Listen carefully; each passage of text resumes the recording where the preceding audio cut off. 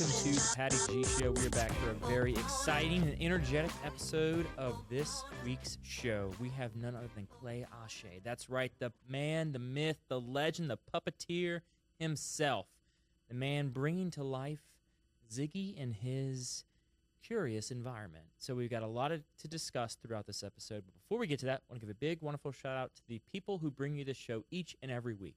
Fly Real Estate, Lake Men's Health Center, and you know Genteel Apparel is bringing you the outfit of the day. Without further ado, y'all enjoy the show. So what is it that you do exactly? It's a great question, and it gets updated entirely too frequently for me personally to care for. But currently, I am the creator and director of Ziggy's Arts Adventure, which is an LPB digital-first arts education show starring puppets. Okay. Right? And that in itself is just sort of a full stop mouthful. That's like we have the rest of the podcast to unpack that. To only talk about that, because as a father of two, ages 3 and 1, like LPB, like the app and all that stuff it's in our face. PBS Kids, yes. LPB is your conduit to PBS Kids, and like I have an 8-year-old that I'm pretty sure wouldn't read if it wasn't for PBS Kids. Particular shows that I should probably call out is like, thank you for the Talking Alphabet show, Right. But like, but yeah, no, it's really cool. Right now we're a state show. We're finishing our 3rd season, right? So we did season 1 and season 2, and then this 3rd season, when it releases this fall, very soon, it will also go to South Carolina and Memphis. So it's our first markets that we're expanded to, and there are partner stations that are excited to have it, and which blows my mind and feel great about. But yeah, it was a long road there, and I've done a lot of jobs, over my life, and there's a lot of different hats I've got to wear doing what I'm doing right now, even just doing the show. I'm one of the puppeteers. I direct it. I'm producing it. I help write it. We've got a great writer and education consultant named Elizabeth Foos, who helps with an enormous amount of this project. And but yeah, even within this project, it's a lot of hats. So I feel, hey, what do you do for a living? Is just a super loaded question for me. That's always the follow up is, well, how much time do you have? Yeah. Right. Yeah. So what do you do for a living? How much time do you have? Well, thankfully we've got all the time we need. So, for better or for worse. You want the long answer? All right. Yeah. We always want the long answers. Cool. But so yes, that in and of itself is such just a task. Let's back up. Where did Clay come from to get there? I was born by a river. It's the river we're real close to right here, called the Mississippi. Actually, we're even closer because I was born in a women's hospital. We're even closer to old that. women's hospital. Old women's hospital, Right. That's right. So no, but I mean, very much from here. When I left, it was to go to art school. I majored in film and then kind of came right back because they had just passed the film tax incentives in the state. I was like one of the first people kind of to graduate from film school and then move home. You know what I mean? That was not the normal path. But I moved home and I worked in the film industry for like 10 years doing all sorts of jobs. I was a boom operator, I was an assistant director, I was a production assistant, I was art department, I was a Foley artist.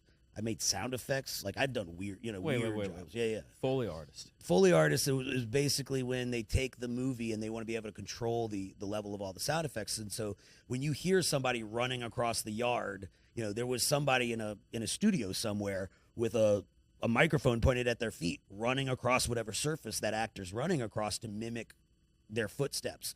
If you break bones, you break celery. It's people know about like the sort of tricks that Foley artists use, but it's much of it is just like if two guys are fighting, you're wrestling the clothing that they're wearing. There's a leather jacket involved. You're wrestling that to make those sounds. So you're making sound effects that match action to a movie as a Foley artist. How did you decide to do that? I feel like that's one of those I've never things. decided to do. I've had the most interesting life, and I have not once decided to do a single thing that I've ever done. I am so accidental. So then how do you walk into that role, so, right? No. Okay, so right, that's the problem. So I'm working in the film industry. Okay. And like Largely, I was a production assistant at first, which is super normal. But I had these two friends, Michael and Paul, who were sound guys in that they ran like sound at bars for bands, and they recorded bands in like early versions of home studios. There wasn't really home studios back then. We just were trying to run a recording studio in not a recording studio.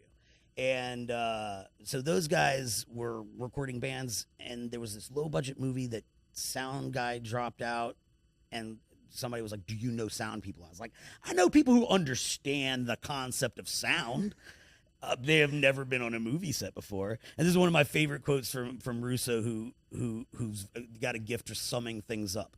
But he basically walks onto a movie set for the first time, and he kind of just watches for an hour because he knows he's going to have to, pick up the sound job, and he's going to have to work in this environment he's never worked in before. You kind of watch it, and it just feels like somebody stepped on an ant pile, and all the ants are running around trying to do a job, and they just, like, this is all just, like, they're going to make a movie? I don't think it's worth it. And, like, that was his summation of the film industry, right? It was just like, this is too much effort for an hour and a half of, at best, mild entertainment, But those guys, because those guys got in, they became a sound department, a mixer and a boom op. And so they started doing location sound on movies. And then when they opened up Celtic Studios, there was a small space that was built out to be a Foley studio. And there was sort of not anyone else in town who, like, I had brought these sound guys to movies, and they now understood both realms. And so when we put together that studio, we were really making it up, and we were just there because there was no one else in town doing it. I mean, we were literally going to the library and trying to find books on it and renting DVDs of, like, how to Foley secrets and, weird, like, really, really genuinely trying to put it together for ourselves. But, a theme of not, you say yes, and then you think hard about it. It has been you might see that thread run through my narrative. But yeah, but that was just generally one of the weirder jobs that I was like, it's like I've seen it, and now you get a little bit more behind the scenes of what they do. Thanks to social media, people will film what they're doing. Totally, I find it fascinating. In the level that I'm involved with in sound, which is not a whole lot. No, sure. But still being involved in sound, when I watch those videos, I'm like, that's so fascinating. The fact of how they're playing and what they're doing is such real time. Oh, yeah. When they see somebody running, like they're performing behind it. I'm like, this is, no wonder your name is in the credits. You really made this thing happen. Well, and it's really a shame because it's a dying art, but we got to work with, by the time we were finishing up that era of our life, we had figured it out, and we gotten reasonably good at it, but ultimately at the very end there, they brought in somebody. They were, there's this lady from LA who's been a Foley artist her whole life. And, like, that's when I really understood the Foley artist aspect of it, that, like, as a puppeteer is really an actor and a performer. Mm-hmm. A Foley artist is really an actor and a performer. And that, the Chase, we had this wonderful walker named Chase, and Chase was our best at, and he was an actor. He came LSU theater program and everything, and he was tall, good-looking, very masculine-looking boy who had a size 14 high heel that he could do anything in, that he could perform roles in. So when the sexy lady is, like, walking across the dance floor going click, clack, click, clack, click, that's his foot. There's some massive, oversized dude, performing this incredibly graceful, delicate click, clack, click, clack, click. And, like, it really entirely, it's an odd part. It's an odd peek behind the curtain that makes you watch movies differently. And, like, Well, that's what I love about getting behind the scenes insight into filmmaking and sound engineering is when you look at it, you're like, okay, well, this is what's actually happening here. This is happening there. And you're, like, putting the pieces together, which I find fascinating. Yeah. But knowing that, I'll watch movies differently, knowing that probably a 6'7" man with size 14 shoe is walking. He's making possibly that be making Nicole Kidman's heels sound, saucy. Yeah, totally, totally. And, and it's interesting though because as a job as director, I wouldn't suggest it to young wannabe filmmakers. Like, go do all the weird jobs you can do, but it makes you. The way, even as an audience member, you can really feel it shaping your ability to watch movies. Just imagine now your ability to make them. I make movies based on what I know it's going to sound like in a way that I know other directors don't always pay attention to. You know, I'm really sound conscious because of my previous jobs. But, you know, because I worked in all the different departments or whoever would hire me for whatever, you know, I learned everybody's job. It makes me a really good director. I don't ask too much of people. I know, actually, I had several crew members listening just now spit out their coffee. I am often unreasonable, but I often know when I'm being unreasonable, you know what I mean? You know, we try really hard to like work with those departments in a way that's going to make them work their best work. You know what I mean? Which helps if you know what their work is and what they're supposed to be, you know, doing. Correct. If you know their job description, and more importantly, you've been in their job description, it's a whole lot easier to know where you can push them, assess, and carry out the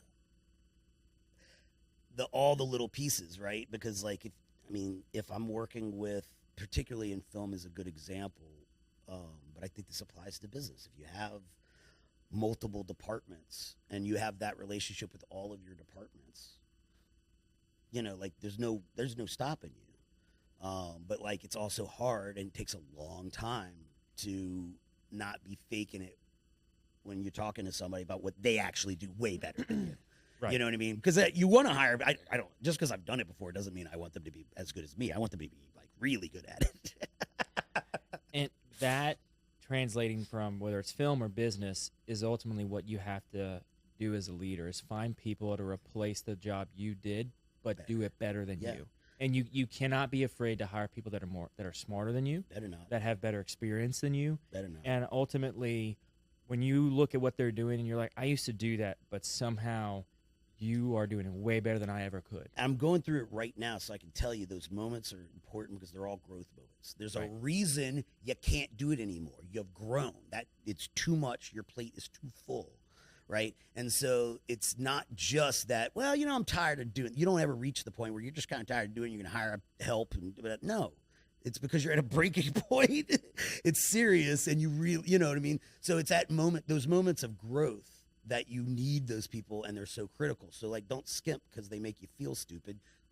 You don't need to be the smartest person in this room. You need these people to be really good at this. Thank you to our wonderful sponsor, Lake Men's Health Center with Our Lady of the Lake Physicians Group. Guys, I know it's tough to get out and go to the doctor. I know it's challenging to find time in our busy days, but I promise you, signing up to be a part of this group with Dr. Curtis Chastain and Dr. Tyler Boudreau, you won't regret it for several reasons, but most of those being the fact of the time it saves, where you're able to get in on the same day, get that appointment done, and spend that time you need to talk with them about what your health goals and concerns are, as well as ensuring that the financial investments you have, you will be able to live out and see those come to fruition. So if you're an investing guy, you know all about and planning for the future and investing in the future. There's no other more important thing to invest in than your health. Make sure you go check them out, Our Lady of the Lake Physicians Group Men's Health Center, and tell them Patty G sent you. Yeah, you don't have to. My grandfather always told us growing up, look, you don't have to be the smartest person in the room. Number one, you need to know who they are. Yeah. And number two, you need them on your team. Well said, Grandpa. He's like, that's it. That's all you need to know. Yeah. You don't have to be that person. No. You just need to know who they are and have them on your team. Identify and befriend. That's it. So I said, I could do that. Yeah. No, so nevertheless, back to walking through sand and pebbles and high heels. Yeah, no. Well, I was working in the film industry. Is that where we were? Yes. Good. No, because the Foley happened.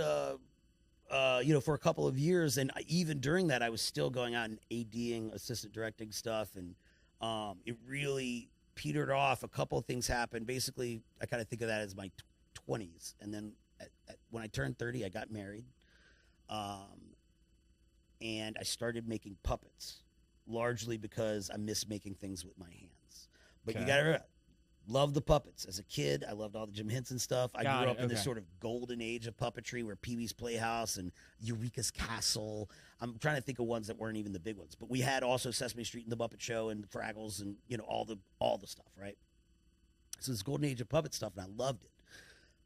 But that was not particularly in Baton Rouge. That was just not like an accessible thing. I never met a puppeteer. I didn't think about the people who lived under those characters. They were just sort of, I was attracted to movies and particularly like special effects, practical effects. And puppets were just really cool practical effects in my mind, you know. So flash forward, I major in film. I'm working in the film industry, but I'm getting married. I'm getting a little older. I'm trying to settle down. Film's real hard on a relationship. You work long hours, and the money is unsteady. And so in a very weird, non-purposeful, gradual process, I had sort of like, I was like, you know, I miss making things with my hands. I'm an artist at heart. Film is a wonderful medium, but, you know, something tangible. Like, there's puppets I loved when I was a kid, you know, something so real. And that was like the urge or the impotence, but like, we just live in the age of YouTube. So I found this like YouTube video with this very nice New Zealand fella who's going to teach us how to make a puppet pattern from a free pattern he got from some missionaries many years ago. So anyway, let's get started. And you're just like, you're in a 30-minute video that changes your life. Right. I didn't know that weird Gandalf bearded gentleman was going to step into my life and teach me to sew. But yeah, no, I mean, I taught myself to sew. Kind of borrowed a grandma machine, we call them now, because it's funny because I got as a puppet maker, I've upgraded my machine. It's like the motor in it is you know, this big. I know not all of this is visual, but basically it is 10 to 20 times the size of a normal sewing machine motor. My sewing machine motor could power your scooter. You know what I mean? Like it's I upgraded the sewing machine, but when you start, you just like, you have like grandma's, you're just borrowing somebody. You walk in there now and you turn a key to start the engine. It's got a wall switch on it. It's like the electrical switch on your wall. It's got one of those that goes. Yeah. Powers up. You got to run a separate line from your breaker panel. You got to get 280 in there. You got to get 280 in there. Special plug for the wall. Yeah, no. So, but you know, teaching myself to sew, and I'm starting to build puppets, and I'm still working the film industry, but slightly less. And we're starting to, you know, I'm starting to make these puppets for like presents, like, oh, somebody's pregnant. Oh, I'm gonna make them. They're having an under the sea themed nursery. I'm gonna make them a mermaid puppet. You know, like that kind of stuff, like gifts for people in my life. And then that turned weirdly into this big chunk of my life where I was selling puppets, kind of plushy toy, like they were kind of expensive toys, you know, but these very Muppet style monster puppets. And I was selling them at like the arts markets, just anywhere, you know, any art market. I was downtown every month, but you know, any art market that I could sign up for, I was selling them for, you know, $100 and $150 a pop. But I was making puppets, and like it was this weird thing where like I was starting to more and more full time, like, put it this way, November and December, I was chained to a sewing machine sewing for 2 months, just making puppets for 2 months every year for several years, because everybody saw us all year at the arts markets, but this was a Christmas present. And so now we need it. We sold dozens of them at Christmas, where I would sell a dozen of them all year. God, you know what I mean? And so like we were you know, there were these seasons that were very busy, but I was largely doing this puppet thing. And I started doing, like, I was working, you know, my friend Tommy Talley's business, you know, sort of doing commercial work. And with him, we did a music video, and we did a series with Jay Ducote called Free Booze Friday that had puppets in it.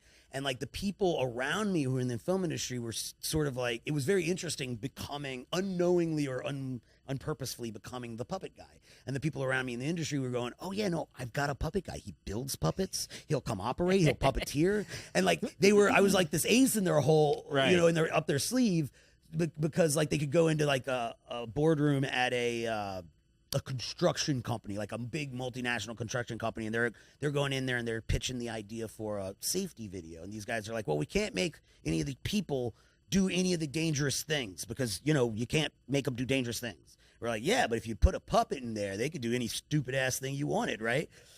And like, you know, like I was that kind of tool, you know, for these guys that I think eventually Patient Plus in town sort of got a hold of me, and they had, you know, the Tilt, which is the ad agency that did that one, sold the idea to Patient Plus. And it's like, no, you need to have like a Geico Gecko, a mascot that can get hurt. and we have an idea of, a puppet. And that orange puppet is the puppet you see all over billboards around Baton Rouge. They've got radio spots that I'm the voice of it, and when they do TV stuff, I'm the puppeteer. So I'm like this, Bebo is this little orange character that I got to play for a local company's ad campaign. Which Bebo has been a guest on the show. Oh, you had the doctor in here? Oh, that's fantastic. Dr. Rubin? Yeah. Yeah, so we had him back Awesome. back in early 2021. We were filming at Uncle Earl's. Oh, yeah. So he brought Bebo. Oh, that's great.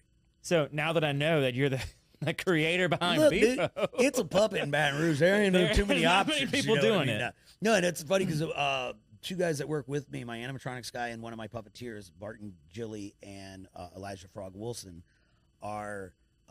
they are absolutely other guys in Baton Rouge making puppets, and they make slightly, Barton particularly does like the Dark Crystal. He actually worked on Dark Crystal Age of Resistance on Netflix. Okay.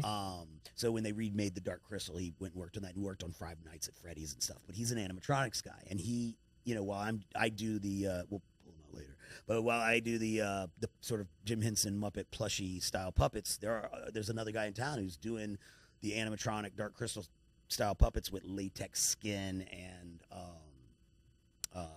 it's they're remote control operated as well as puppeteered, so as weird as it is to joke that of course it's a puppet, it's me. No, there's two other guys. We have a community now. Yes, there's three of y'all. There's a party now. We're a club. One of the meetings.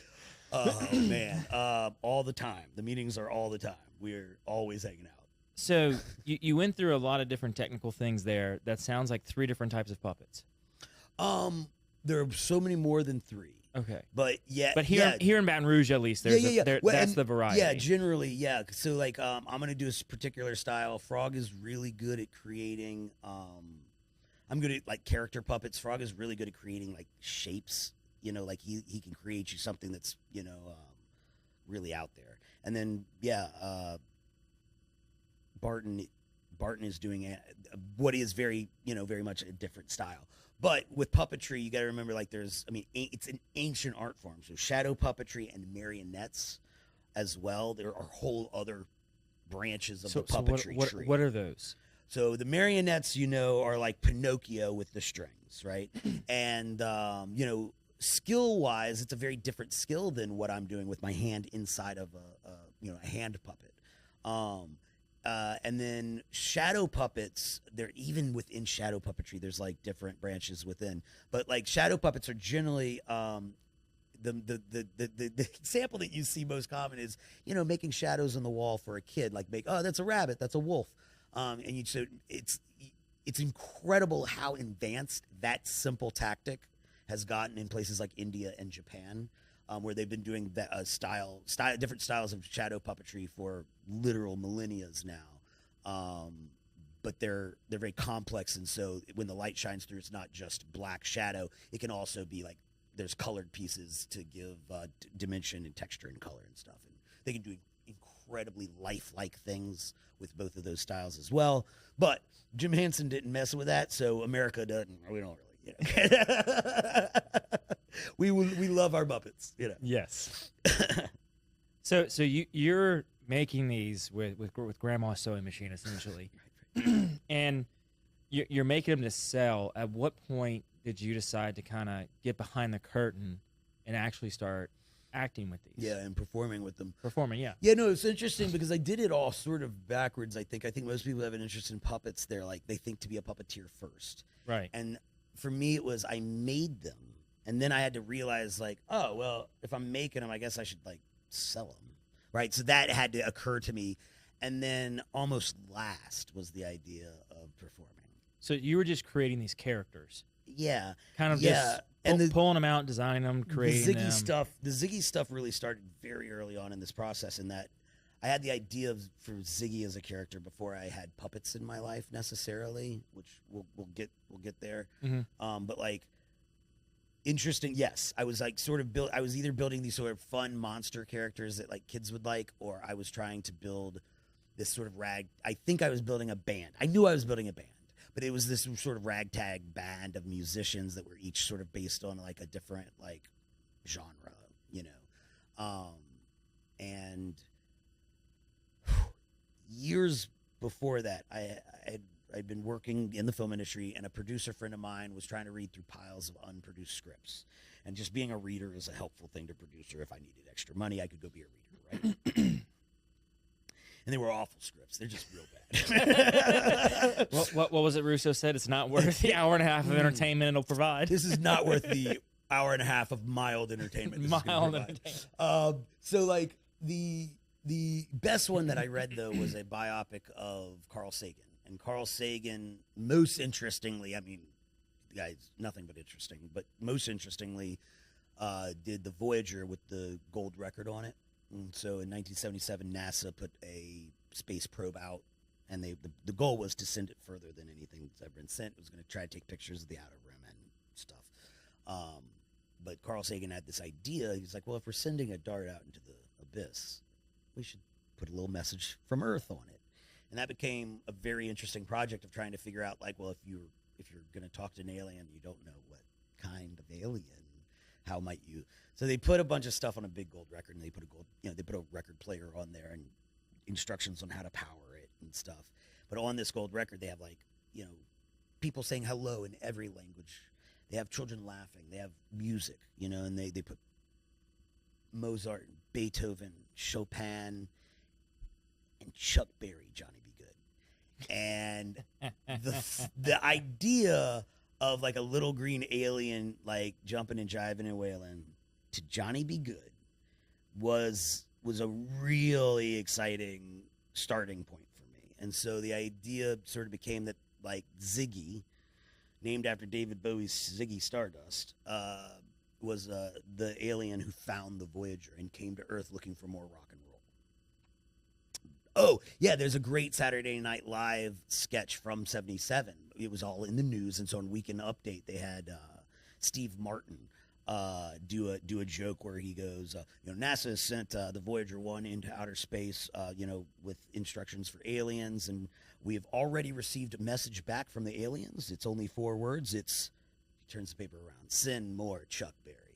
Right? So, like, if the aliens had found this, all of these glorious right treasures from Earth, what they'd be like is, send more of that, like, danceable music, Yeah. Send us something we can get down with.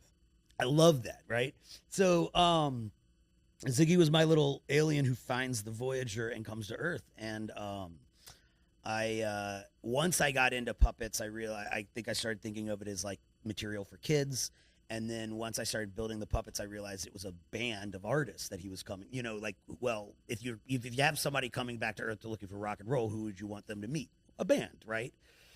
And so I was making this group of artists for him to hang out with. And like what we started doing, again, while I'm occasionally working on a film or a commercial or a music video, and while I am consistently making puppets and selling them at farmers markets and art markets and stuff. You're developing this whole concept. And I got like 10 years to just like real lazy, like, well, where are they?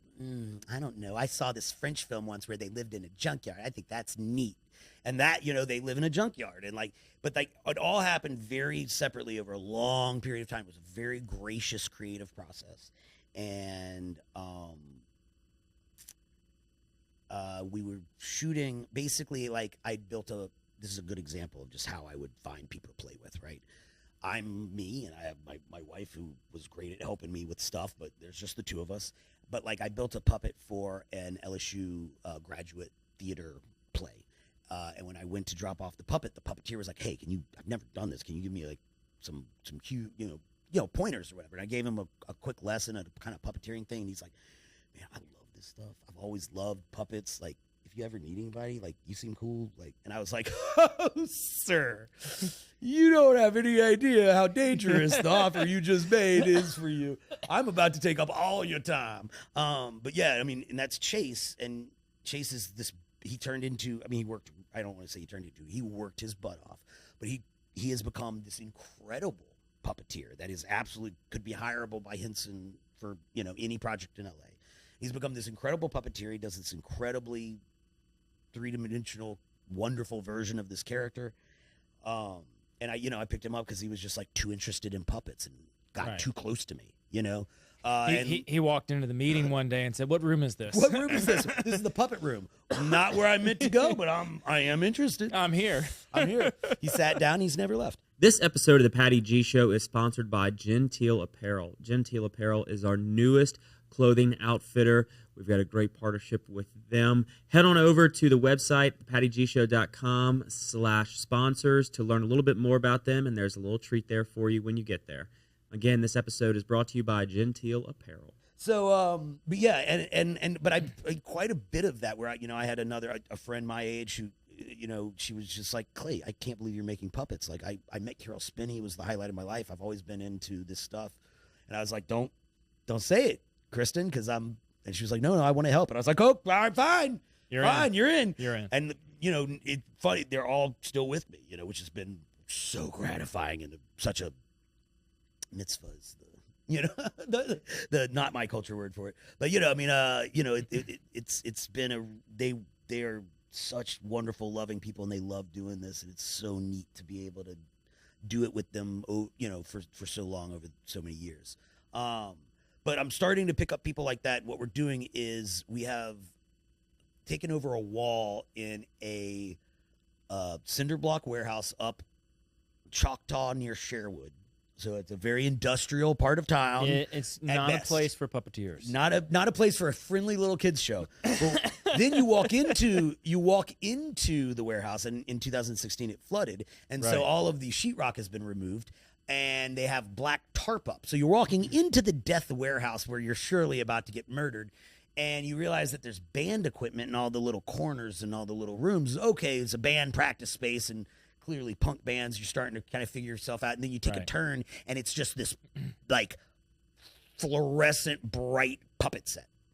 Like, doors and windows, it looks like Sesame Street. Like, you just take a turn, and we were taking over this wall. And basically, I built the start of what our set still is, our inside set that's at LPB now. A lot of the doors and windows are actual pieces of things I just picked up around Baton Rouge, threw in the back of my truck, painted bright color, and then put in my children's show set,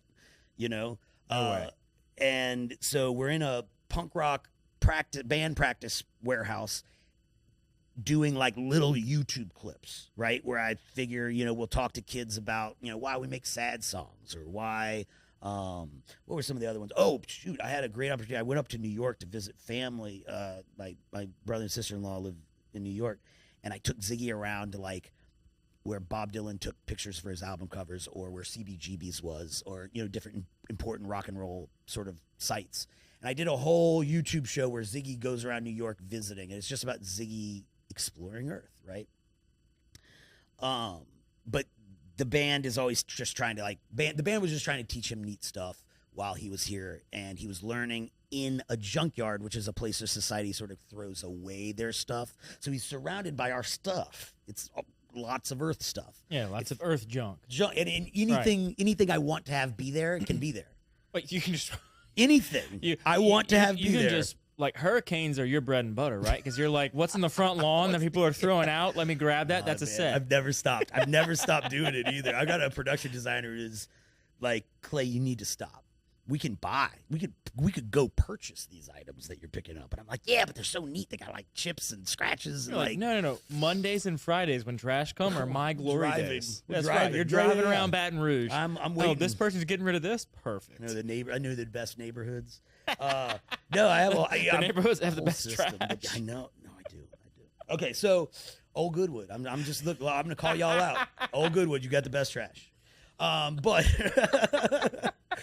and South Downs. South Downs is really good too. But they're interesting. They're people with money who are also like all of our most culturally interesting people live around there. So they're just our eccentric people with money live in those neighborhoods, I suspect, because I've been picking up their garbage for years. If somebody has a doorbell camera and you've got Clay driving his truck up in front of your house, jumping out, grabbing your trash and throwing it in the back, I want that. Please send it to us. We'll get a good little highlight reel of Clay just like slamming on his brakes, jumping out, grabbing it, just being like, My wife will never let go that she's surprised that I'm not a celebrity on Nextdoor yet. The Nextdoor app with all the paranoid old ladies looking around for people snooping. Right. Me. They haven't found you yet? I'm pretty sure I've been talked about several times. times. Have you joined their community? Absolutely not. Okay. No, but that's the thing. Kirsten keeps looking for like, oh no, that's Clay. That woman thinks Clay's trying to steal her stuff. You know, like she's waiting to come to the dinner table one night and be like, all right, so here's this file I've been gathering over the years. Here are all the Nextdoor posts. Yeah. Of all the times people have commented, who is the man sifting through our trash? He looks very suspicious. I suspect he's on the drugs. I suspect there's been plenty of that. But it went a long way. We built this lovely, fun set with all of Baton Rouge's stuff, which I think is great. So a little bit of everyone has kind of contributed. Well, it's funny because we were at LPB and we were having a fundraiser, and one of my best lines of the fundraiser was, I was like, "You may have unknowingly already contributed to Ziggy's Arts Adventure by throwing out your old doors and windows," and they all laughed, thankfully. But like that is, I mean, Baton Rouge, you don't know what you've done for me. You know? Come to think of it, I got 2 old windows I'm about to get rid of. Oh, really? Let me call your boy. Call your boy. They'll be gone before the trash gets there. So you've been gathering and collecting these items, building out this set, which you could buy it. You could go and purchase it all. Not but back then. I Yeah. love the element of finding stuff. We're going to label this, right? Finding stuff in the community is with a give back purpose. Oh, yeah. So it's great. Oh, I love that. Yeah, you sell it that way all you want. Thank you. People giving back to the community through their trash. Yeah, they don't even know. No, and it gives it, because they're in a junkyard and it's artsy people, you know, like, I don't want to like call anybody out by name, but like there's people around Baton Rouge who have special yards. Dave and Penny, they're people in Capitol Heights and they have events in their yard. But like they collect neat things. They've decorated it eccentrically. Is that the yard on Capitol Heights that's got the beetle? Yes. Got it. Yes. Okay. All right. And that's the thing. Great little beetle. Great little beetle, right? And they have multiple great like little motorhome in the back, not the trailer. Yeah, in the backyard, they have very neat vintage trailers, and they're a great example of real sweet, kind of eccentric artsy people, and the way that eccentric artsy people decorate their house. You know, Poets Corner's got a house like that. Every neighborhood's got a house like that. You know? Right. I've always loved that. I love the way that artists use unwanted things and make them valuable again. And so, you know, if you're gonna have a junkyard, I want all the neatest junk. You know, call me with your neat junk. Well, and actually, that's how we've gotten to weird things within the show have happened that way. And that because I have a reputation as you know, he's got a kids show. It's in a junkyard. I don't know what he needs. It's stuff, right? People have called me. I've got 20 bowling balls. Do you want them? Yeah, I do. It's my favorite moment in season 3. Is the thing that we ended up doing with the 20 bowling balls. Ziggy accidentally knocks over 20 bowling balls and they go rolling everywhere. It was a blast. And we got to do really neat cartoony gags and stuff because, you know, somebody's like, I've got an old barber's chair. Yes. I've got, so the salon chairs was another one. We got salon chairs where all of a sudden we were making a time machine out of salon chairs. And it was just because we had the salon chairs. We knew we needed a time machine, but we could look like anything we wanted, right? Well, let's build it out of this cool thing we got. So, you know, like it's the collecting of the junk and the being eccentric and eclectic. That's the other E word I was looking for. Being super eclectic is all part of the vibe of the show because the show's an arts show and artists, you know, I think it's a great representation of how artists add value to the world, you know. I'm more curious as to how somebody came to own 20 bowling balls at one time. Mm-hmm. They also eclectic and eccentric. No, we're somebody, and they put them, they used them as a border for their garden for years.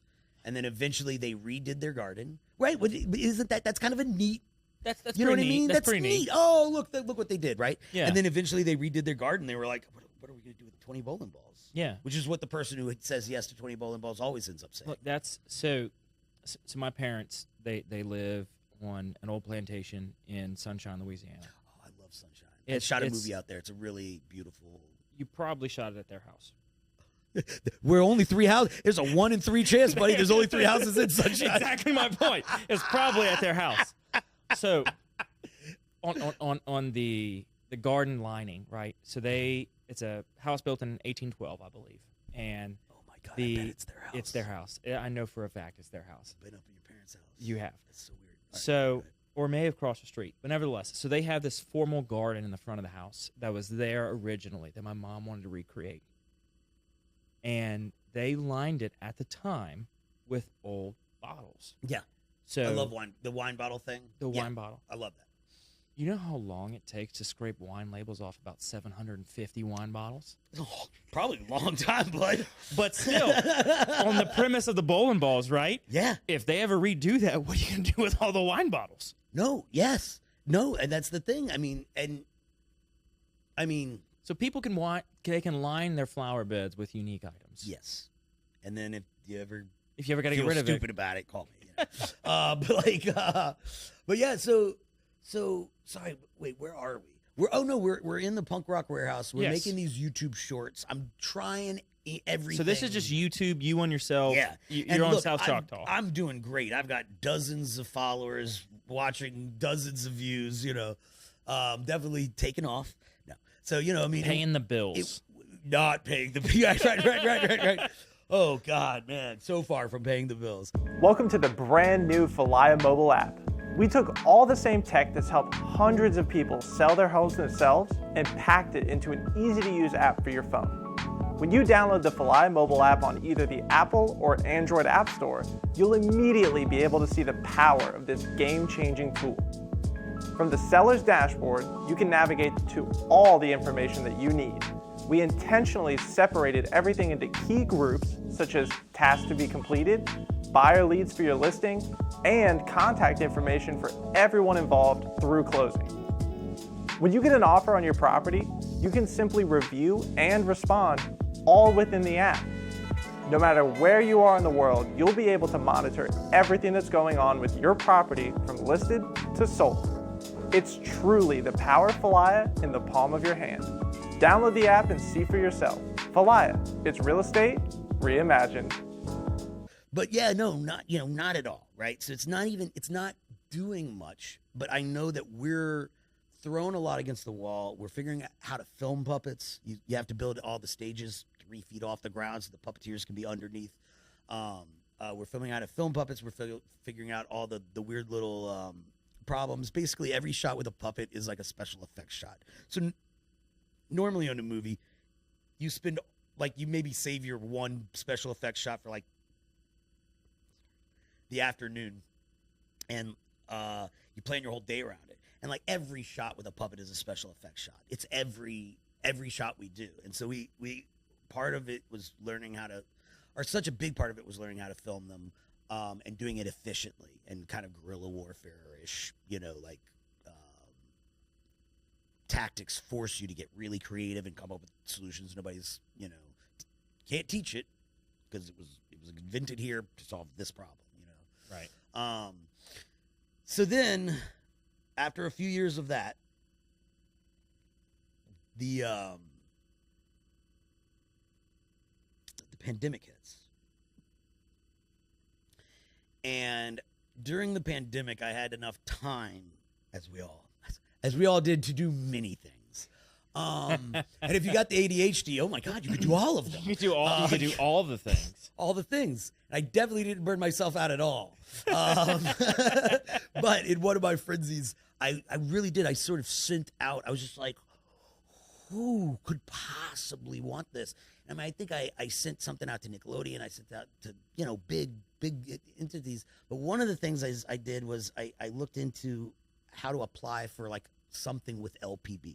And what I applied for was I was like, look, I've got these characters, and I think we could do a series where Ziggy goes around Louisiana and learns about the different like musical genres that have come out of Louisiana: blues, zydeco, Cajun, rock and roll. I was trying to think of the 6 I came up with. Country. We have brilliant musical roots here, and having a group of musicians go take Ziggy around the state and show him cool music stuff. Always the point, right? And I applied for that. And basically what happened was that somebody at their digital department, well, two guys, it was D. Ray Washington and Ryan Golden, were basically like, wait, we know we know Clay. Clay the puppet. Yeah, Clay's doing the cool puppet thing. Wait, have you seen the puppet thing? Let's go look at the puppet thing. And then they're showing people the puppet thing. And like suddenly this YouTube channel that didn't have an audience had an important audience, right? Like, oh, right. It's the right handful of people saw it. So long as the right 12 Right, exactly. see it. 12 people at LPB matters. that went, oh, I get what he's trying to do. Yeah, bring him in, you know? And so it was just one of those moments where they came in and they were like, we can imagine partnering with this, you know, and I was like, that's good because I thought it was kind of within y'all's wheelhouse and, you know, felt real PBS Kids to me, you know. Real, you know, I never thought about it before, but now that you mention it, you know, we could probably do something. We could, I mean, if you wanted to. Hypothetically. So, but here's 10 seasons I've already written. yeah, right. No. Here's 10 seasons of the show I've already written. We've gotten several drafts gone through. And by the way, we filmed half of it already. Yeah, I would have loved. God, if only. That was so good. If only. No. In fact, almost the opposite. Because really, and I mean, very necessarily, we went under a massive, what I'll call focusing, where ultimately the real key moment was at some point somebody said, hey, we have a grant already sitting here. We need to do some educational content. You know, the music thing is very cool, but do you think you could like teach a school subject? And I asked very innocently, like, does art count? You mean like art? They were like, yeah, art counts. I was like, oh yeah, I could. Yes. Done. Then yes. If it was any other subject, I don't think the answer would have been yes. My teachers in school were very kind and they very loving towards me, and they all knew I was very smart. But I shouldn't be teaching math, you know? So like the basically once we knew we were, oh, this is an educational program, not vaguely, but specifically about art. I had a friend named Elizabeth Foos, who's an arts educator here in Baton Rouge, throughout Louisiana. And brought her on as the educational advisor, and ended up being the co-writer and writing most of it with me. And it's become a really integral part of the whole process. But the shaping that the show had to do at that point was pretty massive. So we added more than one character. We've been slowly adding them over the 3 seasons, but we added more than one character to sort of fill out the cast, and developing the actual little plot arcs of the show, which I'm really excited for season 3 because I think we finally simplified the story arc. You know, you want the motto is simple stories, complex characters, right? But I think we've done a really good job of simplifying the storylines this year, and I'm really excited people to see them. But really building, a kids show, and I'll tell you the secret formula or whatever, and you're not gonna bat an eye. This is not secret, but basically, you're introduced to an idea, you misuse that idea, something goes wrong, then you learn about it, and then you apply what you've learned to fix the problem, right? And that's such a simple formula once you've said it out loud, but finding that formula within our show and how we wanted our show to handle that formula was it's an ongoing process that we're still shaping and trying to get that right. And then you look at those folks that do it on multiple levels, AKA our nice blue puppy dog.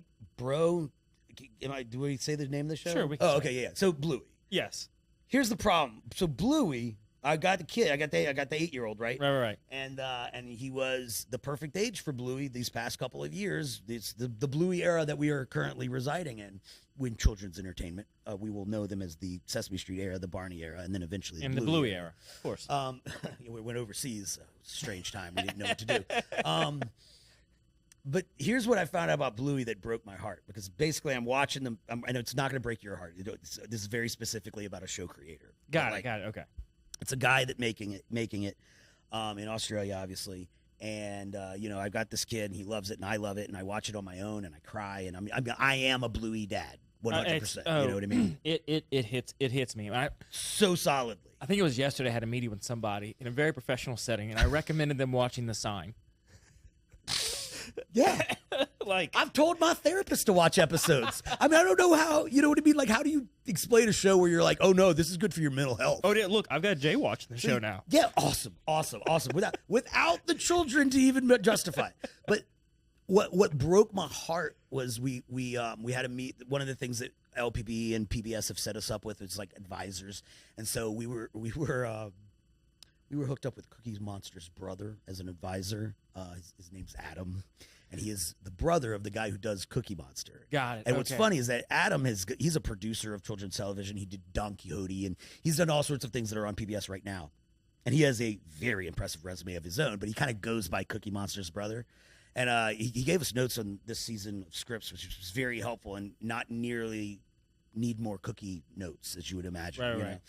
But like he, one of the things that we were poking him about is kind of what the normal number of writers in a writer's room for a kid's show is. And the answer is varied. And he gave an example of one where there was a lot, and he goes, and then there's Bluey, where, you know, there's just one guy who's written every episode of Bluey. And like my brain shattered. You know what I mean? I was in the middle of the hotbed of just like, okay, trying to create, because Bluey is like a 7 to 8 minute show. I'm trying to make 14-minute shows. They're not even long ones. They're small like his. They're kind of similar, or we're going for a similar amount of like kind of love and heart that they are. I'm literally trying to do what this guy is trying to do, and all I can think is, well, you just can't do this alone. I mean, you need a whole room full of people to do this. I mean, no one person, and it's like the best show that has ever been written for But kids. it's one person. One guy. And like, I just can't, you know what I mean? It's not fair. It's not, it's like Bob Dylan was like, arrived in New York at 20 years old and was Bob Dylan. You know what I mean? Like, it's just occasionally you're just like, boo, not boo. Well, because when you watch it, and we'll get off of this in a little bit, but like when you watch it, Talk Bluey all day. I know, and like I've sat in there with my boy, and like we've watched it, and I'll like respond to something. I'm like, Daddy, what's going on? I'm like, don't worry about it, bud. No, I don't know. worry about it. You're trying to explain. I'm like, you enjoy what you're picking up. Man, You yeah. enjoy what you're picking Yeah, up. this is because we're this- not picking up the same thing. Just know that there is an ocean of emotion that is going to eventually swallow you whole when you become an adult, and occasionally a children's show is going to make you cry. You know, like yeah, it's happened. It's happened. multiple times. Yeah. Yeah. My kid is getting old enough that he's starting to roll his eyes at me when I do it, which I like, because you know when they're little and they're concerned. Dada, Are you okay? What is the matter, Dada? I'm fine. You know, now he's always, you know, my father, the emotional one. You know, like. And I imagine that like is verbatim what your son would say. No, Like, I mean in the exact way. I know. I wish I wasn't. I wish I wasn't doing an accurate impression, but he can. He's funny. He's really. He is my son. He is an outgoing, mouthy, brave young man. You know? The apple doesn't fall far from the tree. we're Is a both- very true statement. Both proud and terrified for him. Yeah. So anyway, so you're not competing. You're in the stratosphere of shows like Or this, and it's like, at least what's the giving- formula? yeah. How do we do this? And we're trying to build the best one, and you know the best one for us. Right. And ultimately, over 4 years, but 3 seasons now, you know, we you know, for the very first season, we brought crew together that was entirely people that I've been working with over the years. You know, we auditioned 2 puppeteers, and they both ended up being people that I knew just from the, you know, one of them's a singer who's in several local bands. You know, another Frog was the other one who came to audition, but I knew he was into puppets, and he was just one of the people. But largely it was the people that we had already put together and had already been working with these puppets and doing these things. And it was like a crazy joyful experience. Everybody's favorite set they ever worked on. It's interesting because I did a lot of I don't want to talk badly about any of the specific movies I worked on, but I worked on a lot of low budget movies. I worked on 4 different shark movies, and not one of them was Sharknado. You know, just to give you a flavor of like Ozark Shark was the really fun one because the title's absurd, the premise was absurd, and the people who made it knew that they were making a fun B movie, and it was a lot of fun. Were you on Santa Jaws by chance? No, No, but that's the same people though. Fun fact: Same people that did Ozark Shark. my cousin-in-law is an actor in Santa Jaws. Yes. Oh, I wish I had been in that one. Okay. In our This family is- group chats, yeah. we've made his line into a meme. Awesome. He's only got one line, and He's you got like memed 2 it. lines, and it's into a meme. So good. And we send it back and forth every now and again. Heck yeah. Of course. It's fantastic. No, and there's the shark movies are. Why did I start talking about them? Oh, I know why. Anyway, the shark movies are amazing because largely, particularly when they're self-aware, like basically every shark movie is trying to build to that moment where the actor says, "We're gonna need a bigger boat," and like you're going for one-liners. You're going for, you know what I mean? So like often the dialogue is super memeable. You know, it's hysterical. You take it out of context, it gets even funnier. And yeah, you know, like, heck yeah. Sorry. So the point I was trying to make before I went off on a tangent was like I was working on a lot of like 6 kids go out in the movie, go out into the woods, and their cell phones stop working, and they all start dying because there's a killer on the loose. And I worked on a bunch of those. And like, you're making your movie, and hopefully the crew is nice, and if it's not, it's over in a couple of weeks or whatever. And, you know, you do what you got to do. But it was weird, and we were like making this thing for kids that was like educational. It felt like we were doing something good for people, and I think it created this really wonderful set environment. And so like each episode, we have an artist of the day that comes in. Maybe it's a ballet dancer, or maybe it's a painter, or maybe it's a film actor. But like they come in, and like it's been the most joyful thing, because imagine like you're an artist and like somebody's like, yeah, go be on the Muppet Show, hang out with some puppets for a day, and like you show up and it is oh no, it is, look at all the puppets and the happy people, everybody kind of gets into it, and you get really into the spirit. And so like it's been this wonderful like environment that we've been able to build, that I'm really proud of. But it's interesting because basically when they brought people to set, when LPB was like, oh, well, we've got this thing going, we were fundraising for it, they brought people to set, it was a little bit contagious. And I think people who saw us, you know, we got a lot of funding through different state agencies and stuff for season 3. And I think that those state agencies were people that they came and they just went, oh yeah, this is it. It's a children's show set. These characters are adorable, and it's puppets, and you know, the arts, the way we, you know, it's this joyful sort of like, the arts are, I think, get weighted down by being too serious. None of that. It's just this sort of joyous, playful exploration of the arts. You know, if there's a big message, it's like, hey kids, art's neat, and you should mess with it. It's fun. You know, it just felt like such a healthy thing that I think it made, you know, it makes the product better because the people making it love it, but also the people who have been able to come and see have been able to really understand it and attach themselves to it in a way that can help the show and grow it. So now that we're this far in, yeah, it's time. It is. All right.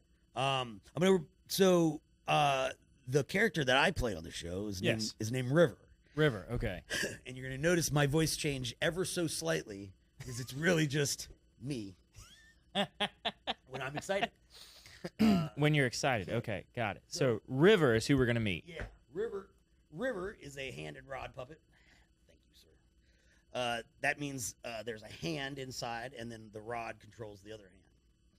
Testing, 1, 2. That's a hot mic right there. That one, it's hot. So the puppets also, all of our puppets blink, and it was an idea because they're all musicians. And I mean, if you can ever imagine somebody playing a guitar solo, but they're looking at you like this. Yeah, it's disturbing. I mean, you know, you play a guitar solo, you close your eyes. And it just makes more sense, you know. But that's Barton was able to put this animatronic piece in that, you know, along with the other sort of parts of puppet, you can reach up and there's a little lever to give you a blink or a close. What are you talking about? He's blinking. There's nothing in there. It's a real character. It's, you know, honestly, it's real disconcerting when he talks about me like this. Like I'm just some object. But yeah, and then the clothing is like 2T. He's got his favorite shirt. Bruce is my boss. Bruce is my boss. A Bruce Springsteen. a callback or call ahead, Yeah. depending on when you're consuming the show. What's the biggest influence in your life?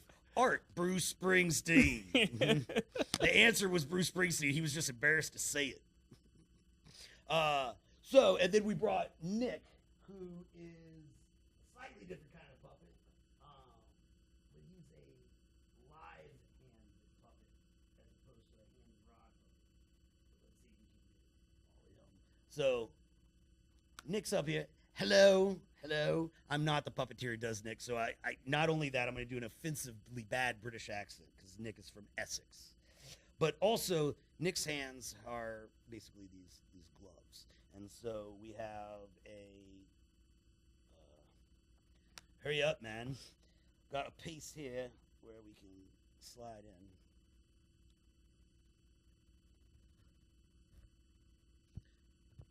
Looks super weird. This is It's fascinating. like biting my nails. You see behind the curtain for a second, Max. All right. So he's got a hand here, and so if he wants to adjust the mic, and now I am Nick. The interview is now with me. Clay is gone. And if we want Nick to have two hands, there is a second puppeteer who hangs out inside my armpit here and operates the other hand. And so, like... so there's two of them that operates one of them. Yeah. And so, like, for, the Henson movies and big puppeteer shows, they'll often have a main puppeteer who's doing this number, and then your beginner puppeteer, your rookies, are over there, and they're just the right hand. So you start The off right with hand a man. Right? Well, because most of the puppeteers, I'm a bit ambidextrous, but most puppeteers are right-handed. So your good hand goes inside the puppet's head, up here, so you can do all of your syllables, and then your bad hand goes in here. But anytime you're doing both hands, you have to, like, applauding is something you have to work out with somebody else. You know what I mean? Like, Oh yeah, you got to get all that chemistry established. yeah, exactly. And so the amount that you're working with that other puppeteer and talking through the different things you need to do, if he's going to scratch his head with his other hand, lean over for them and give them a head to scratch and stuff like that. But yeah, you're really working closely with somebody else. So you made these. Mm-hmm. I did not make them blink. I like to give Barton credit because I couldn't have done that one.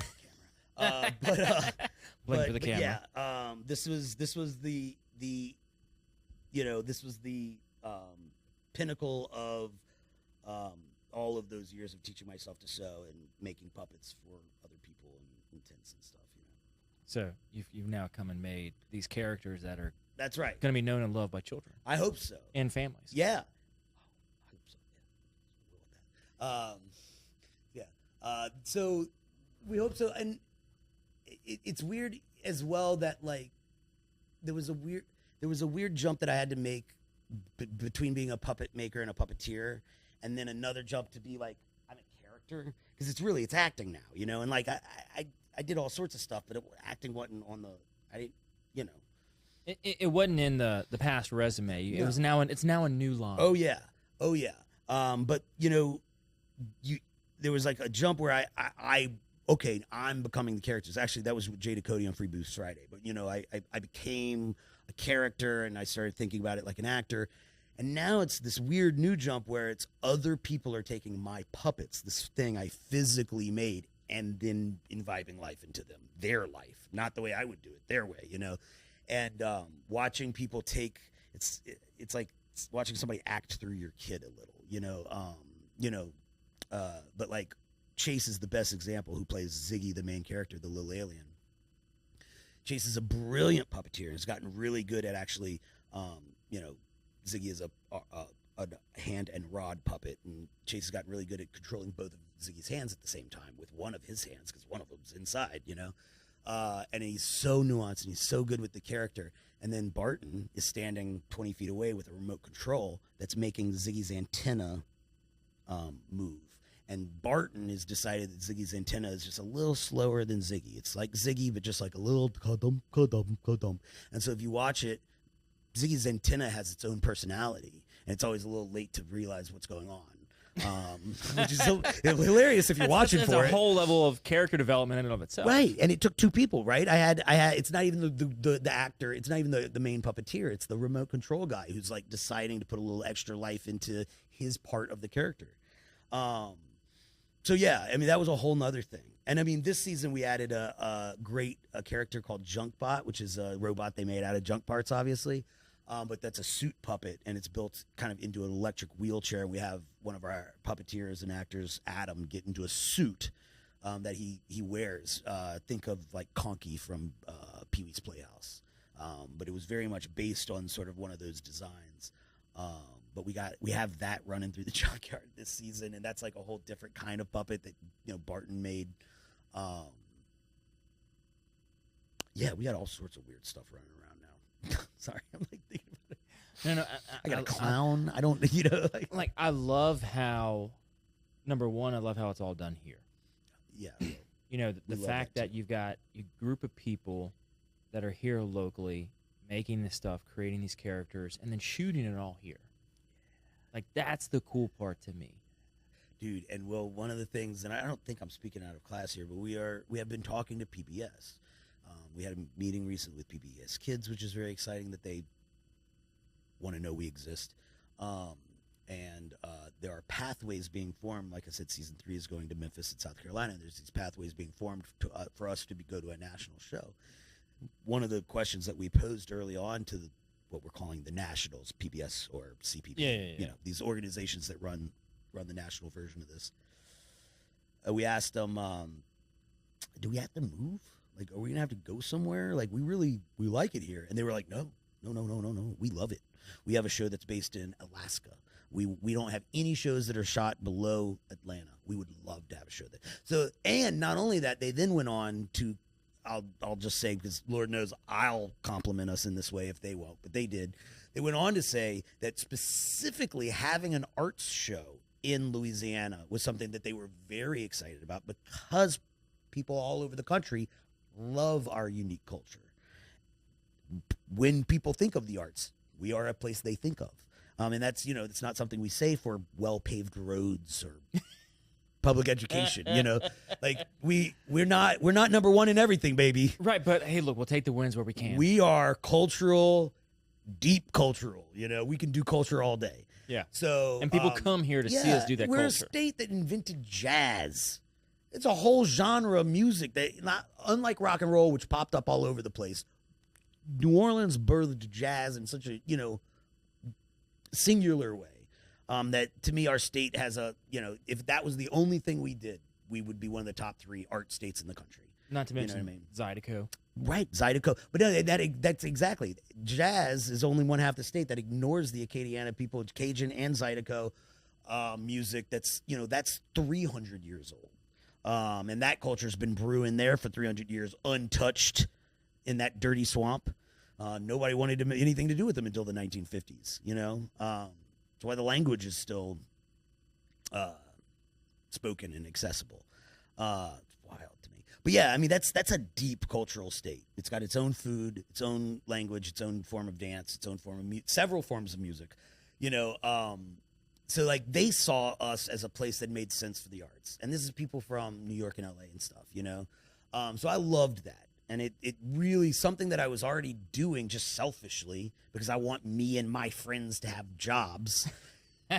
You know what I mean? I was hiring my buddies and, all these wonderful professionals that I knew working in the film industry that were all very qualified for this job. But no, what we've ended up doing is having the most Louisiana show we can have, the art department's from Louisiana, the camera's from Louisiana, It was really fun for a long time because we've been able to do almost exclusively Louisiana guests, too. So all of our artists of the day were from Louisiana. And this season we had somebody come in from Memphis and somebody come in from South Carolina. Right, you got to hit the markets. Yeah, to celebrate these new people these new markets that are taking us in.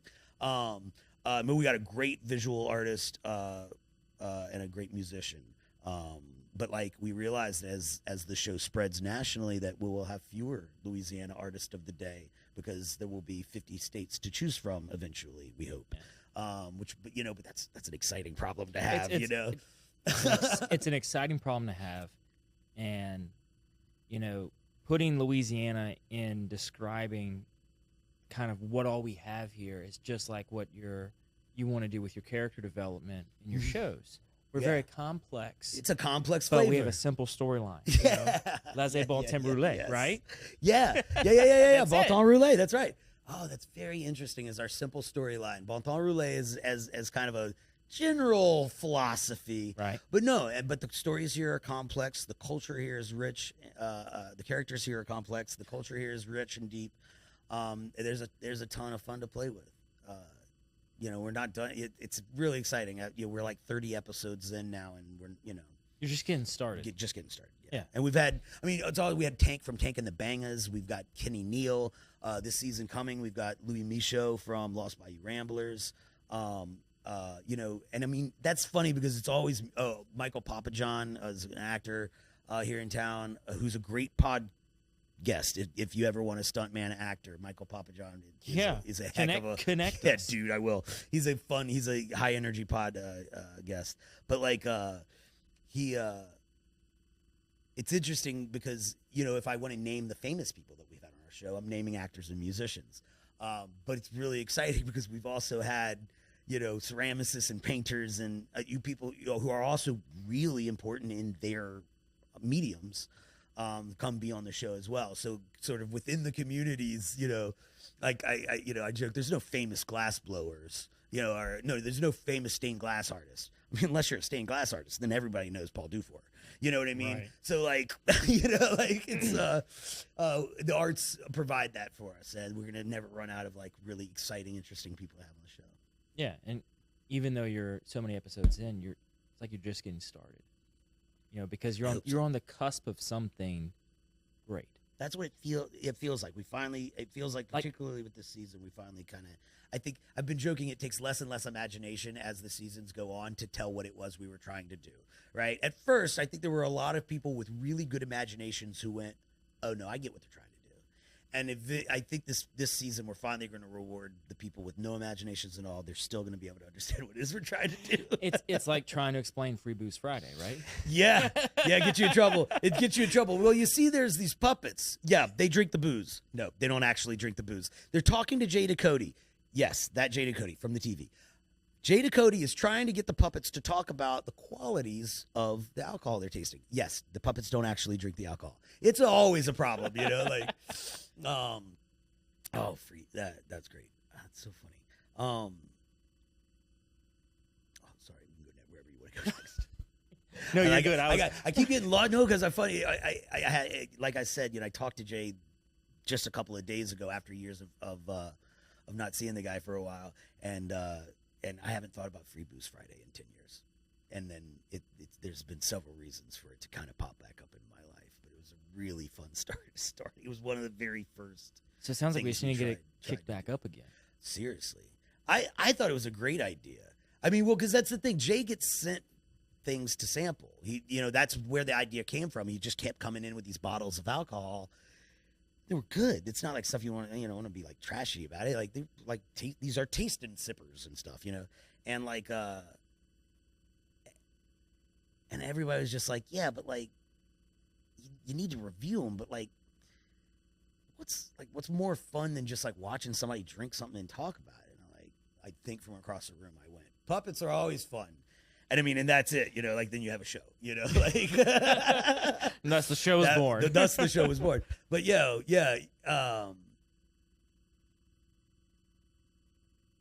sorry, Jay's such a good guy. I haven't talked to him forever.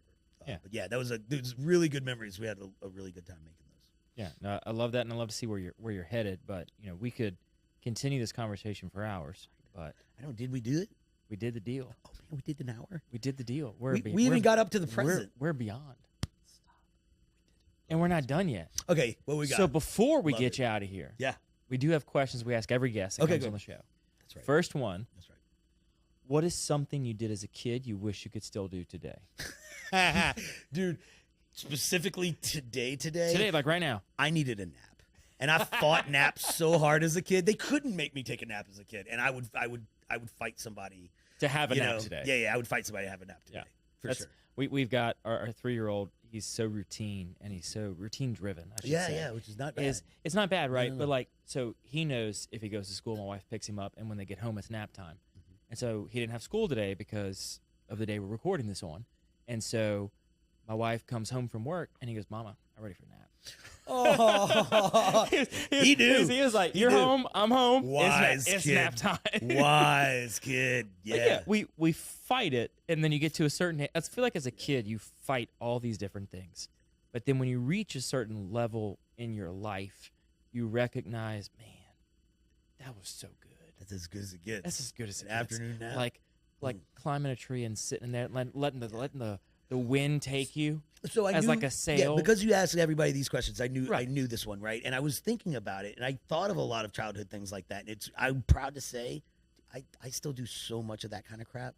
You know what I That's mean? what I love to hear. I don't not do. Yeah, I mean, as like somebody who is deeply embedded in their inner child. You know what I mean? Like, no, like I'm really proud. I'm still up a tree occasionally. I got an 8-year-old who's the right age to be up. Still up a tree. I'm still climbing in like dumpsters and garbage. Like that's all stuff I did when I was a kid, as I was a garbage collector back then. God, I'm realizing this is a lifelong problem. Wait, hold on, back up. No, I'm realizing. TV timeout. You were a garbage collector? Yeah, no, as a 9-year-old, Okay. I went around to my different neighbors' houses and I said, for a quarter in and a quarter out, twice a week, that'll be $1 a week, I will take in and out your garbage. And I did it so I could find people's cool shit before they put it out on the, I shouldn't say shit. I did it so I could find people's cool stuff before they put it out on the road. And I'm like, I'm talking about, dude, this has turned into therapy. This has turned into therapy. We've made full circle. I brought it back to the childhood. Sorry. Yeah. No. But anyway, I'm still beautifully, I love being an artist because I think it affords me the ability to do so many of the things that my inner child would still want to do. Napping is the number one thing, though. I mean, the fact that you were making a driveway. It's such a weird origin story, though. I know. Again, I had like 5 neighbors, so I made like $5 a week. Went down to the corner store, bought my Airheads and my Jolly Ranchers and stuff, and like was like a little businessman. But also part of the side hustle was Mr. Inzinger owned a golf shop, and so he would throw away the golf shafts without the heads, and they made great swords. And me and the neighborhood boards would play swords. You know what I mean? Like You became the sword man. I was a sword guy. I had swords for everyone. You know. That's so good. No, dude, you did. You got a good deep one out of me. I hadn't thought about that. I kind of realized that one in the moment. And that's a wrap. We're done. Sorry. No, we still have 3 more questions. More good ones, yeah. Yes, of course. So you have had such a great career, and in a way, it's just getting going. It's just getting good, right? hope so, It's just yeah. getting to the point of something that really makes you excited. I feel it within you. Yeah. But over the course of those years, what are 3 lessons that you have learned throughout? Oh man. Well, we talked about another one in the short clip earlier. In that, I think a major one is, you are not psychic. You do not predict the future, and that your ability to take the information that you're given and assess it to try to make plans is all very important. But that, man, nothing comes down the pipe the way you think it's gonna, and like that's just it's a really important lesson that I needed to learn. I think another one is just general patience, which I wasn't, again, I'm talking to myself. I'm talking to these are the ones I needed so bad, but patience, you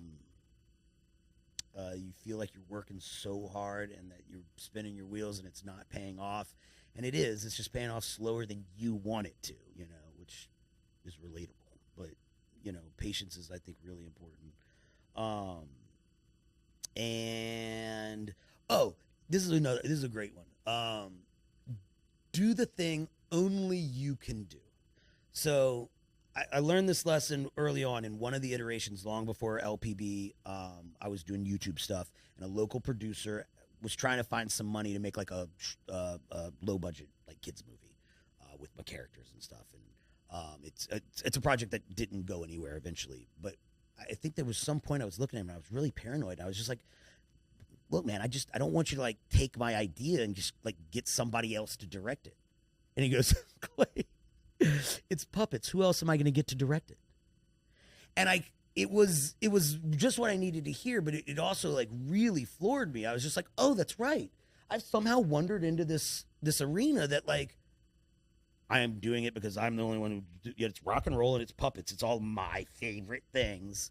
So I've created this thing that nobody else can do but me. So like I'm automatically the best person for the job because it's my, it was internally created. So I think that's another thing is that like however you're approaching your business, like identify your strengths and just lean way into that, as opposed to like spending all your time trying to be mediocre at something you're bad at, like be great at something you're good at. Yeah. Like lean into your strengths. Yeah, because like that's the thing. Like whatever you're doing, if you're doing real estate, or if you're doing law, or whatever it is, it's the thing that you're most passionate about. Is going to drive you to success. And so, I'll use it as an example. I spent a couple of years when I was working in the film industry trying to write a zombie movie. There's nothing wrong with zombie movies, especially if that's your thing. But it was not really my thing. It was something that I thought I could get funded. This is something that any idiot could get a zombie movie funded. Let's write a zombie movie and make it. And it was a cool zombie movie. I don't think it was bad at all. But it wasn't like something special that could have only come from me, And There's that, a big difference there. yes, and that is where, in art and the movie industry specifically, is susceptible. People will create Industry. and or write something they think can get sold, rather than something that really fires them up. Yeah, and it's an interesting thing I see all over the place. So like I see it with parenting in that like I see people parenting. I'll pick on our generation. So like I saw a lot of parents parenting in my generation in the 80s and 90s as if we were growing up in the 60s and 70s. We were not. They were not preparing us for the future. They were preparing us for their own childhood. And I see it a lot in film industry where you find the thing you're making a lot of is the last thing that made a bunch of money. And so like you just keep chasing the past and the last thing that did well. And the last thing that did well because it was this really neat original thing, It was new at the time. It was so new at the time. We all loved it. It was delightful. So yeah, I think it's one of those things that it's a really easy trap to fall into. I think there's a lot of motivation monetarily. There's quicker money there, but I think that there is just something lasting about like something that is undeniably yours, and you just cornered the market on this thing that your personality just loves doing. Feels different. It felt better. Yeah. So I'd love to see where that's going to take you. I think. Thanks, man. So, what is something you love about Baton Rouge? Okay. We're going to do another Bruce Springsteen metaphor. I hope you don't mind. So I'm here for it. Growing up, I was like a Bruce Springsteen song. I was going to get into a car and get the heck out of this town. If I could, I was going to bring a girl with me. You know what I mean? Like, I was going to leave. There was no way I was going to live my adult life in Baton Rouge. And I found that, like Bruce Springsteen, I now live 10 minutes from the hospital I was born at. So, like, I was not born to run, The thing about Baton Rouge is once I came back as an adult, I was working here in the film industry, and I started realizing that it wasn't just that I liked it better. Baton Rouge had grown and changed in a way that offered me more things than when I was growing up. I got involved in the community radio station WHYR. That's not something that existed when I was growing up. I got anytime there's a film festival locally in the state, I get asked to speak, and it's an interesting place to be so close to New Orleans because but I've lived in New Orleans. I am one more clown in the circus. Here, occasionally, they make me ringmaster. You know what I mean? Like, I'm special in this circus. That's right. I'm just one more clown in New Orleans. And so I think that Baton Rouge, that's a metaphor for it. But I think that it's a very interesting size in that, like, if you're from Baton Rouge and you want there to be a stand-up comedy club, you can open one on Government Street. It's a little one. You know what I mean? If you want to open an arcade, you can do that, a barcade. You know what I mean? Like, it's small enough that the individual can make an effect change. For me to make or affect change in Nashville, New York, LA, anything anywhere like that, I got to be way more rich than I am right now, But here, I feel my ability to affect change in my city which feels amazing. It's not too small. It's not a small town. Not everybody knows all your business. It's not none of the traps of a small town, and none of the traps of the big city. And I think we should take advantage of our moment here in the middle.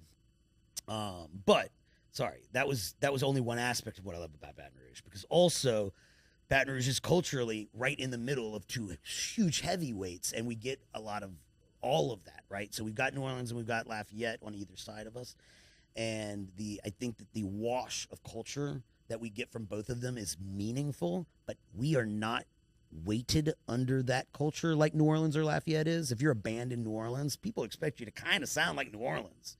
If I'm a band from Baton Rouge, nobody knows what that's supposed to sound like, right?